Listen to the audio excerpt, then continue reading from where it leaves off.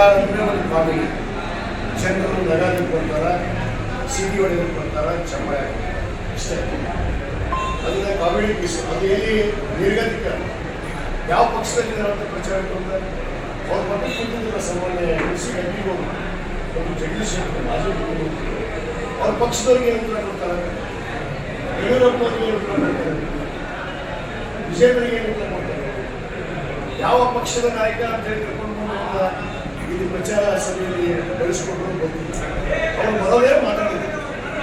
ಈಗೇ ನೋಡಿ, ಅಲ್ಪಸಂಖ್ಯಾತರ ವಿರುದ್ಧ ನಾಯಕರು, ಇವರು ಮಹಿಳೆಯರ ಬಗ್ಗೆ ಗೌರವ ಇಲ್ಲ. ಈ ಹಿಂದೆ ಕೂಡ ನಮ್ಮ ಏನು ಡಾಕ್ಟರ್ ಬಾಬಾ ಸಾಹೇಬ್ ಅಂಬೇಡ್ಕರ್ ಸಮುದಾಯದ ಹೆಣ್ಮಕ್ಳಿಗೆ ಮಂದಿರದಲ್ಲಿ ಪ್ರವೇಶ ಮಾಡ್ತಾರೆ. ಇಲ್ಲಿ ಬಂದು ಆ ಹೆಣ್ಮಕ್ಳಿಗೆ 50 ವರ್ಷ ಮಾತಾಡೋದು. ಇವ್ರ ಭಾಷೆನೇ ಆಗಲ್ಲ, ಇವ್ರ ಸಂಸ್ಕೃತಿನೇ ಆಗಲ್ಲ. ಅದಕ್ಕೆ ಇವತ್ತು ಈಗ ಭಾರತೀಯ ಜನತಾ ಪಕ್ಷ ಅವರು ಉಚ್ಚಾಟನೆ ಮಾಡಿದ್ರು ಕೂಡ ಇವತ್ತು ಅವರನ್ನ ಕರ್ಕೊಂಡು ಬಂದು ಪ್ರಚಾರಕ್ಕೆ ಭೇಟಿ ಮಾಡಿದ್ದಾರೆ. ಜನರು ಅವನ್ನ ಯಾರು ಆಟಕ್ಕೂ ಲೆಕ್ಕಿಸಿಲ್ಲ ಅಂತ. ಆ ಲೆಕ್ಕದಲ್ಲಿ ಅವರು ಒಬ್ಬ comedian, biggest comedian of the ಏನೋ ಶಿಕ್ಷಣ ಇಲ್ಲ. ಅವರೆಲ್ಲ ಯಾವುದೋ ಜೆ.ಸಿ.ಬಿ ತಗೊಂಡು ಗಟ್ಟರು ಸ್ವಚ್ಛ ಮಾಡ್ಕೊಂಡು ಹಾಕಿದ್ರು. ಅಷ್ಟೇ ಕೆಲಸ.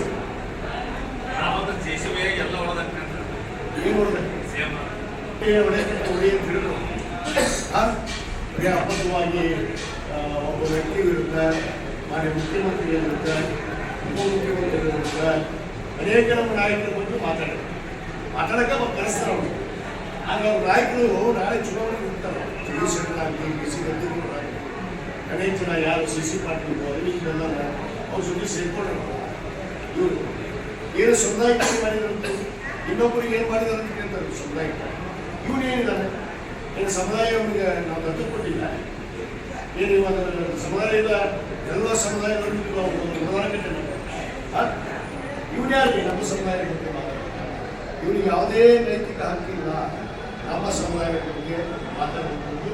ಪೂಜ್ಯರ ಬಗ್ಗೆ ಕೂಡ ಮಾತಾಡ್ತಾರೆ. ಹರಿಹರ ಪೂಜ್ಯರ ಬಗ್ಗೆ